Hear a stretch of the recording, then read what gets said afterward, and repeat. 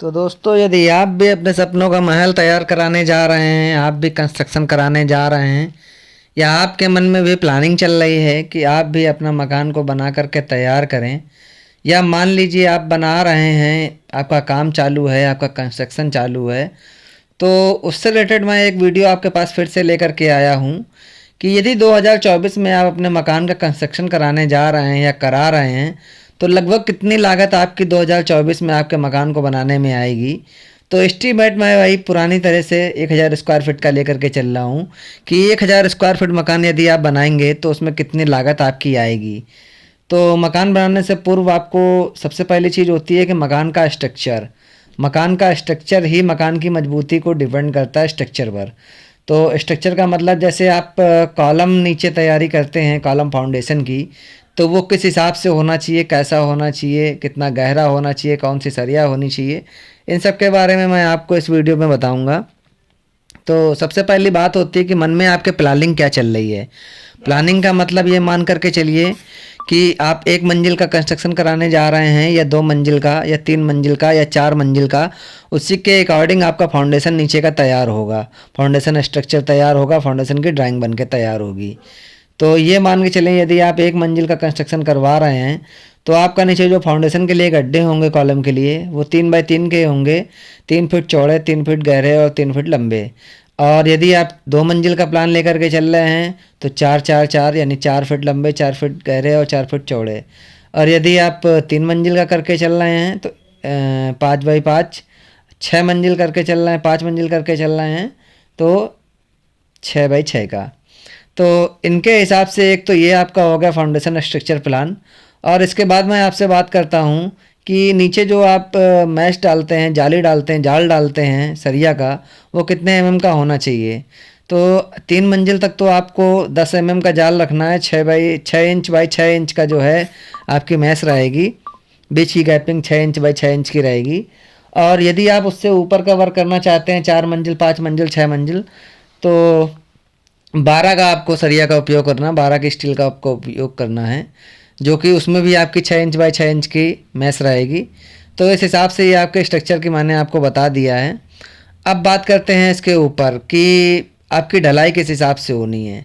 किस हिसाब से का मतलब ये मान के चलिए कि आपका 6 इंच तो मेन जो आपके स्ट्रक्चर में फाउंडेशन में गड्ढे में मेन 6 इंची तो नीचे की ढलाई जाल की आपकी हो जाएगी।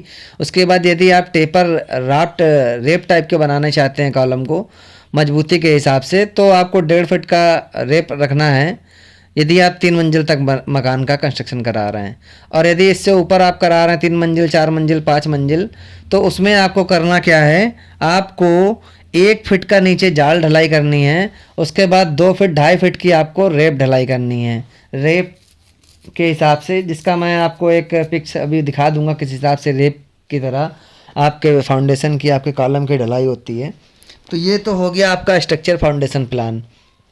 तो चलिए अब आगे की बात करते हैं कि कितनी क्या लागत आएगी 2024 में यदि आप मकान बनवाने जा रहे हैं।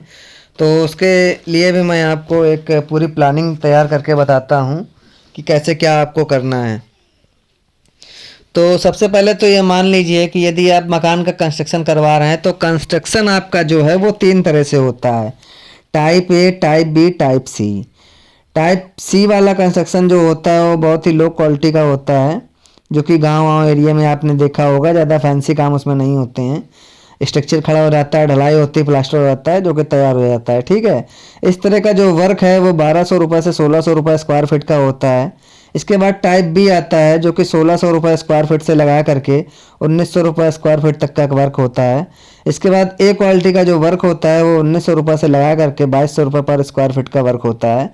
ये मैं आपको विथ मटेरियल पूरा कंस्ट्रक्शन का चार्जेस बता रहा हूँ। और यदि आप यहीं पे लेबर की बात कर लें, तो मैं जो कंस्ट्रक्शन आपको बताऊंगा इसमें वो बी क्वालिटी का बताऊंगा। तो बी क्वालिटी का कंस्ट्रक्शन ये मान लीजिए कि 250 से 300, 350 रुपये तक का कंस्ट्रक्शन लोग कराते हैं और करते हैं। ये डिपेंड होता है आपकी मटेरियल क्वालिटी पे, किस क्वालिटी का आप मटेरियल उपयोग कर रहे हैं, उसी के अकॉर्डिंग आपका जो है ये रेट निर्धारित होता है। दूसरी चीज़ आती है सी टाइप के कंस्ट्रक्शन की। सी टाइप का कंस्ट्रक्शन जो होता है वो 180 से लगा करके 200 रुपये तक का होता है, जो कि बी क्वालिटी का आधा रेट पड़ता है, क्योंकि उसमें काम भी इसका आधा होता है, इसलिए इसका रेट आधा पड़ता है। तो इसी हिसाब से आज हम बात करेंगे बी क्वालिटी का कंस्ट्रक्शन के काम कराने की, कि कितनी लगभग लागत आती है अगर हम बी क्वालिटी का कंस्ट्रक्शन काम कराते हैं 2024 में, और कितना क्या हमारा मटेरियल लगता है, और अगर हम लेबर पेमेंट में काम करवाएंगे तो कितना हमारा लगेगा। जैसा कि मैं अपने पहले भी वीडियो में आपको बता चुका हूँ, एक बार फिर से बताना चाहता हूँ कि जो भी आप वर्क कराते हैं कंस्ट्रक्शन में, उसमें 25% आपकी लेबर लगती है और 75% आपका जो होता है वो मटेरियल लगता है। तो यही हम बात करते हैं, जैसा कि मैंने आपको बताया है कि अप्रॉक्स बी क्वालिटी के कंस्ट्रक्शन में मैं यहाँ 1700 रुपये का रेट मान करके चल रहा हूँ। तो 1700 रुपये स्क्वायर फीट के हिसाब से 1000 स्क्वायर फीट का हमारा लगभग 17 लाख रुपए के आसपास का कंस्ट्रक्शन पूरा कंप्लीट होगा, जिसमें लेबर मैंने आपको पहले ही बताई कि 25% आपकी लेबर लगेगी, जो कि ये मान करके चलिए कि 4,25,000 की आपकी लेबर लगेगी। और अगर मटेरियल की मान के चलें तो 75%, ये 17 लाख रुपए में 75% आपका मटेरियल लगेगा, जो कि 12,75,000 रुपये के आसपास आपका लगना चाहिए। अब बात करते हैं कि इसमें मटेरियल के क्या लगना है। मटेरियल की जब हम बात करते हैं तो मटेरियल में मान लीजिए आपकी सीमेंट जो होती है वो 13% लगती है, और यहाँ पर मोरंग की बात करें तो वह आपकी 8% लगती है। यहीं पर हम गिट्टी की बात कर लेते हैं, वो आपकी 4% लगेगी। और रही स्टील, जो कि आपका सबसे महंगा बजट होता है स्टील का, वो आपकी 14% लगती है। और ब्रिक की बात करें तो वह आपकी 10% लगती है। ये सारा परसेंटेज आप जो हमने आपको बताया है 1700 का रेट जो मैंने आपको स्क्वायर फीट का दिया है, यानी टोटल लागत जो 17 लाख रुपए मैंने बताई है, उसमें ये सारे परसेंटेज आपके मटेरियल के होंगे, यानी फिनिशिंग वर्क के। अब इसके बाद 23% जो आपका होता है वो एक्स्ट्रा में लगता है आपका फिनिशिंग में। अब हम बात करते हैं लेबर 25%, मटेरियल 75% की। तो इस हिसाब से मान के चलिए कि यदि आप 1000 स्क्वायर फीट का मकान कंस्ट्रक्शन करवा रहे हैं, तो लगभग मेरे हिसाब से यदि बी क्लास का आप कंस्ट्रक्शन करवाते हैं तो 17 लाख रुपए के आसपास आपका एस्टीमेट लगना चाहिए। और यदि आप उसमें अपना ब्रांड चेंज करते हैं या जो भी चीज़ें चेंज करते हैं, या फर्स्ट क्वालिटी का मटेरियल, या किसी कंपनी के द्वारा बहुत सी चीज़ें ऐसी होती हैं जो कि आप आंकड़े में कम रेट की लेकर के चलते हैं, लेकिन जब आप उसका उपयोग करते हैं तो वो अधिक हो जाती है, तो वही आपका मटेरियल घटना और बढ़ना है। बाकी 17 लाख रुपए में आपका 1000 स्क्वायर फीट का एरिया बहुत फर्स्ट क्लास तरीके से आप आसानी से बनवा कर तैयार करा सकते हैं। और रेट की बात करें कि विथआउट मटेरियल यदि हम काम को देते हैं तो वहाँ पर जो आपका फाउंडेशन होता है वो 100 रुपये स्क्वायर फीट का रेट लगता है, और जो ग्राउंड फ्लोर होता है वो 250 से लगा करके 200 रुपये स्क्वायर फीट का रेट लगता है, जो कि ये मान करके चलिए 3 लाख रुपए के आसपास आपका सिविल ठेकेदार का लेबर पेमेंट लगती है जब आप बी क्वालिटी का कंस्ट्रक्शन काम कराते हैं। तो ये तो हो गया आपकी लागत की बात। अब मैं आपको बताऊंगा कि कौन सी ऐसी चीज़ें हैं जो आपको ध्यान रखनी है अपना कंस्ट्रक्शन वर्क कराते समय, कौन कौन सी चीज़ों का आपको विशेष ध्यान रखना है। सबसे पहली बात तो ये है, जब भी आप अपना कंस्ट्रक्शन करा रहे हों, वो 2024 में कराएं या 25 में कराएं या चाहे जब कराएं, तो जब भी किसी ठेकेदार को आप अपने काम को देते हैं, किसी सिविल ठेकेदार को जब आप वर्क अपना हैंड ओवर करते हैं, तो ये आप हमेशा याद रखें कि उसका एक एग्रीमेंट लेटर आप ज़रूर बनवा करके चलें। होता क्या है कि ठेकेदार बहुत सारी साइडें पैसों के लिए चालू कर लेते हैं, लेकिन उनके पास लेबर मिस्त्री की क्वांटिटी कम होने के कारण वो हर जगह टाइम टू टाइम काम नहीं दे पाते हैं। तो होता क्या है कि आपका कंस्ट्रक्शन वर्क काफ़ी लेट होता है, जिससे आपको बहुत सा नुकसान झेलना पड़ सकता है। इसलिए आप पहले से ही एग्रीमेंट करा करके चलें। यदि आप विद मटेरियल काम देते हैं तो हर एक मटेरियल की क्वालिटी और क्वांटिटी पहले से ही एक एग्रीमेंट पर लिखवा लें, और टाइम लिखवा लें कि कितने महीने में या कितने समय में वो आपका कंस्ट्रक्शन आपको कंप्लीट करके देगा। कौन कौन सा मटेरियल पेंटिंग में यूज़ करता है, कौन सी टाइल लगाएगा, कौन सी सीमेंट लगाएगा, कितनी क्या क्वांटिटी है, उसी के अकॉर्डिंग पूरा आप एग्रीमेंट पर लिखवा लेंगे क्या क्या वर्क वो आपको करके देगा। होता क्या है कि ये लोग पहले तो कम पैसे में पूरा कंस्ट्रक्शन ठेका ले लेते हैं, कॉन्ट्रैक्ट ले लेते हैं, लेकिन बाद में करते क्या है, छोटे छोटे कामों को अवॉइड करते हैं, बोलते ये काम हमारे ठेके पर नहीं है या हमारे कॉन्ट्रैक्ट में नहीं है, इसका आपको अलग से चार्जेस देना पड़ेगा। तो मैं आपसे इसीलिए कहूँगा कि हर एक चीज़ का जब आप एग्रीमेंट करा करके चलेंगे तो कोई भी कॉन्ट्रैक्टर आपको बेवकूफ़ नहीं बना सकता है। दूसरी चीज़ क्या है कि जब कभी आप पैसे का लेन देन करें उसको भी एग्रीमेंट पर लिखवा लें कि कितना काम होने पर आपको कितना पेमेंट करना है।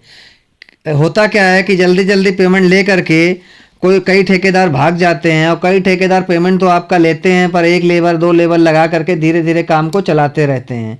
तो इसलिए आपसे ये मेरा गुजारिश है, आग्रह है कि ये दो काम तो आप ज़रूर करा लें। एक तो पेमेंट पर विशेष ध्यान दें, दूसरा क्या करें कि आप एक एग्रीमेंट ज़रूर बनवा करके चलें। तीसरी सबसे बड़ी बात ये है कि आप या आपके घर में कोई भी व्यक्ति, एक व्यक्ति को जो कि थोड़ा जानकार हो, उसको साइड पर हमेशा बैठे होना चाहिए, ताकि आपका मसाला जो है या आपका मटेरियल जो है वो वेस्टेड ना हो। और दूसरी चीज़ क्या है कि जल्दबाजी में किया गया कार्य बाद में आपके लिए दिक्कत ना पैदा करे। जैसे कि बहुत लोग करते क्या हैं कि कॉलम के लिए गड्ढे कम कराते हैं और पार्टी को समझा देते हैं कि ज़्यादा खुदवाने से क्या फ़ायदा है, इंजीनियर ने एक्स्ट्रा बता दिया है। लेकिन आप बिल्कुल कहने पर ना आएँ। आप जो आपको इंजीनियर ने सलाह दी उसी के अकॉर्डिंग आप अपने कॉलम के गड्ढे कराएं, उसी के हिसाब से अपनी बार लगवाएं और उसी के अकॉर्डिंग आपका कंस्ट्रक्शन पूरा कंप्लीट कराएं। तो कभी भी ठेकेदार के कहने पे इस तरह ना आएँ। और इसके अलावा क्या है कि आपको ध्यान रखना है कि मटेरियल जब आप ला करके दे रहे हैं तो कैसी क्वालिटी का कैसा मटेरियल आप लेकर के आ रहे हैं, या ठेकेदार को जब आपने दे रखा है कि मटेरियल सहित ठेका, तो वो किस क्वालिटी का कैसा मटेरियल ला रहा है, कहाँ से ला रहा है, इसकी आपको जानकारी होनी चाहिए। अगर इस तरह की जानकारी आपके पास नहीं है तो यूट्यूब पर बहुत सी ऐसी जानकारियाँ पड़ी हुई हैं जिनको आप देख सकते हैं, किसी भी क्वालिटी के मटेरियल की जानकारी प्राप्त कर सकते हैं। यदि आपके पास वो भी साधन नहीं होता है तो आप मुझसे मेरे कमेंट बॉक्स में जा कर के कमेंट कर सकते हैं। मैं आपको आपके सवाल के हिसाब से पूरी जानकारी प्रदान करने का प्रयास करूँगा और कोशिश करूँगा कि एक नए वीडियो के माध्यम से मैं आपके कमेंट का जवाब आप तक पहुँचा पाऊँ।